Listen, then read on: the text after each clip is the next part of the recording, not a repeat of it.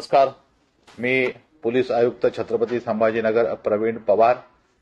छत्रपती संभाजीनगर जिल्ह्यामध्ये आपत्ती व्यवस्थापनाची मीटिंग माननीय जिल्हाधिकारी यांच्या अध्यक्षतेखाली जिल्ह्यामध्ये झालेली आहे। सर्व प्रशासकीय यंत्रणांना सविस्तर सूचना आणि आपापलं काम या यंत्रणेंना माहिती करून देण्यात आलेली आहे। त्याची तयारी देखील केलेली आहे आणि त्या तयारीच्या अनुषंगाने एक भाग म्हणून उद्या आपल्या छत्रपती संभाजीनगर शहरामध्ये 2 ठिकाणी मॉक ड्रिल घेण्यात येणार आहेत।